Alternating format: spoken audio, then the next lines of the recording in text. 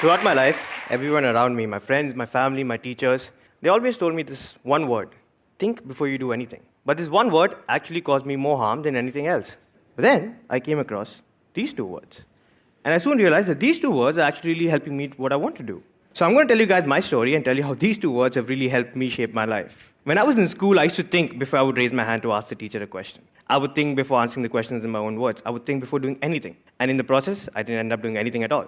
But then, in 11th standard, I became extremely fascinated by the concept of filmmaking. The fact that you can take a small little handycam and then show the rest of the world what's inside your head, I thought that's a very, very powerful medium. At the end of high school, I went up to my mom and her best friend, Anu auntie, who always seems to take an active interest in my life. I told them I want to be a filmmaker.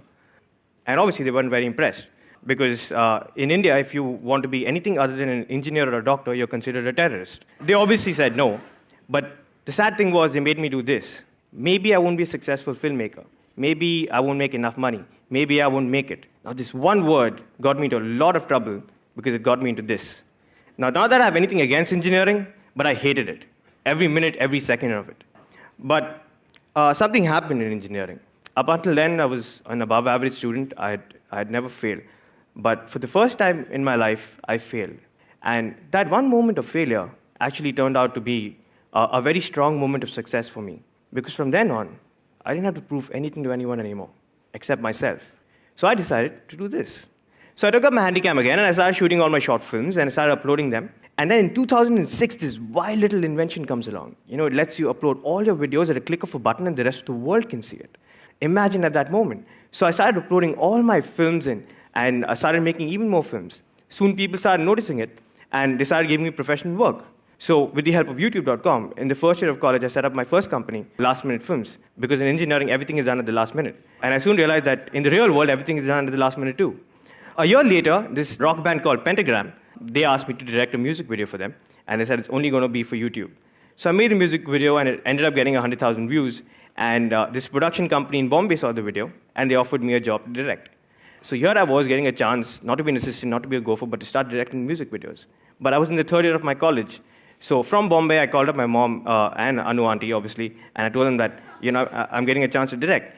Obviously, they weren't very impressed. Me, 20 years old, sitting in Bombay, nothing added up, right? So I had to come back and finish one long, torturous year of engineering. Once I was finally done with my engineering, I decided that this is what I'm going to do. So I took a one-way bus ticket to Bombay. I landed up there, and I went up to the production company's office, hoping that they'll have a job for me. And surprisingly, they did. And 2 months later, they sent me to Mr. Rahman's studio to direct small promo video. And I was shit scared because all I knew was network analysis and field systems. And here I was trying to direct Mr. Rahman in a promo video. But the shoot went off well, thankfully. But at the end of the video, all he told me was that, Varun, life is very short. Always do what you love and always do what you believe in. I kept those words for the rest of my life. A couple of months later, I was directing a music video for Shankar Ehsaan Loy. The star of the music video was one of India's biggest actresses, Preeti Zinta, and she refused to believe I was the director. I was 20 years old and I looked 15, and she definitely didn't buy it. And you can see from the picture, she definitely doesn't look happy with me trying to direct her. But after I directed this video, I realized that, I really wanted to do something on my own. So I came back to Bangalore, and that's when accidentally the second part of my life started. And it started somewhere like this. So I believe all great business artists are born when you're drunk, because when you're drunk, you have no inhibitions, right? And anything is possible. So me and my friend, we're sitting in this bar, and we're getting drunk, and we're starting to miss our high school. So we passed out of this school called Bishop Cottons, and we were called Cottonians. So we were like, you know what? We should get sweatshirts with the word Cottonian written on it. But we were drunk, right? So anything is possible. So we were like, dude, why not this for every school and college in this country?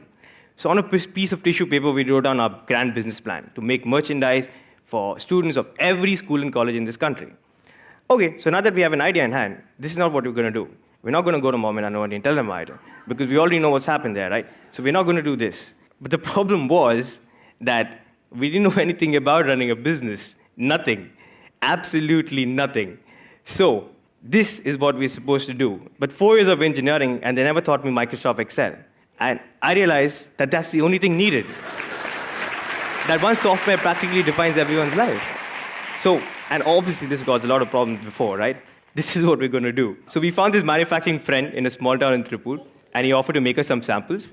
We landed up at the old boys' day of Bishop Cottons with our small little stall, and hoped that people would be interested. At first, nobody showed up, But then this one kid came and asked us, where do you get this hoodie from and can I buy it? And we said, yeah, you can. And then he got 10 of his other Cottonian friends and they got 10 of theirs. And in the first day itself, we ended up selling 2,500 hoodies. So that's when we knew that, yes, we have something in our hands. And the good thing was, when these Cottonian kids started wearing their hoodies and started moving around town, students from other schools and colleges got insecure. So they were like, where do you get that from? And that was our intention. So we knew that they're going to come to us. But then we knew that if we're going to do this for the entire country, we've got to figure out a plan. So in 2009, we officially launched Alma Mater as an online store to cater to students of schools and colleges across India. But the moment we started, that's when all the problems started. My friends were like, dude, what's wrong with you? Why are you doing this? You should just get a regular job. Why are you taking such a big risk?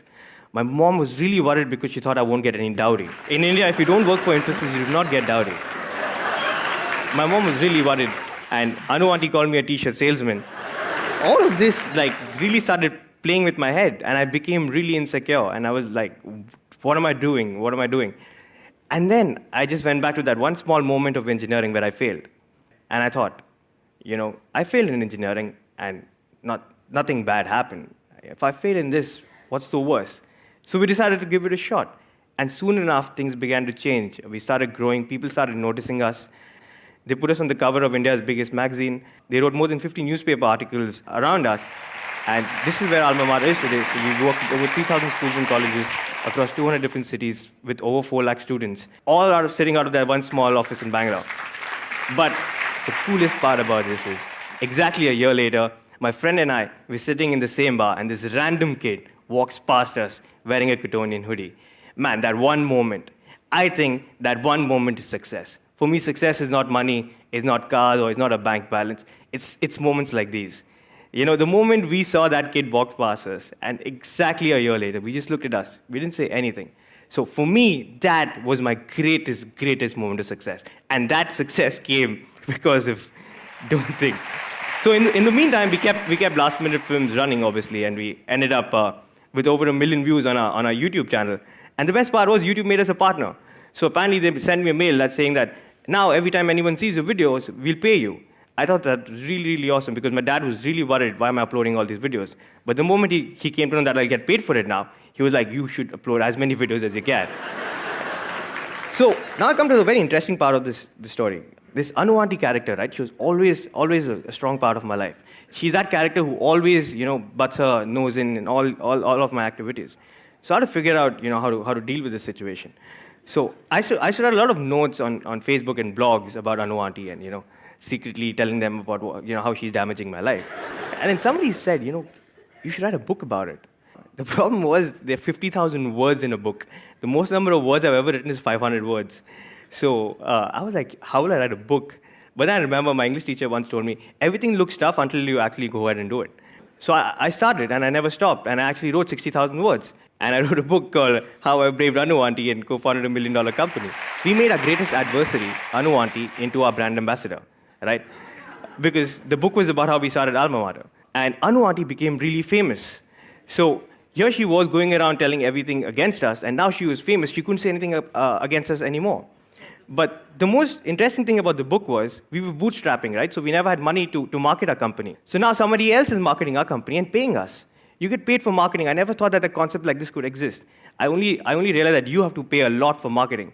But there's also a way where someone else can pay you to market your very own company. I knew that the book was doing really well because it sold a lot of copies. But the most interesting thing was when I walked into an auto and the auto guy was selling my book. And I took this picture and I sent it to Anu Auntie. And she sent it to all her friends because for her, this was the high point. So I'm going to end my talk with a small little story since Ink is all about stories. It's about 2 gentlemen, Mr. Rajat and Mr. Ashok. So I met Rajat on a plane and he told me this story.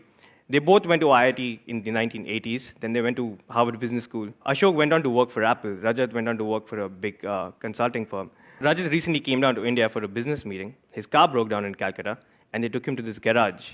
And he found that the guy who was repairing the car was Ashok. Rajat was shocked. He was like, Ashok, how could you be repairing the car? You're the smartest kid I ever knew. You should probably be the CEO of some company.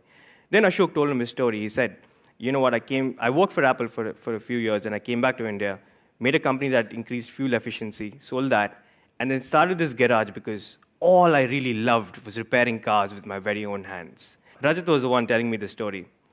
He told me, Varun, I'm 65 years old. I'm the vice president of my company. My only regret in life is that I didn't live a life that I wanted to live.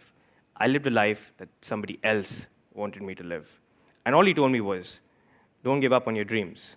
And for me to do that, I think, don't think, just do. Thanks.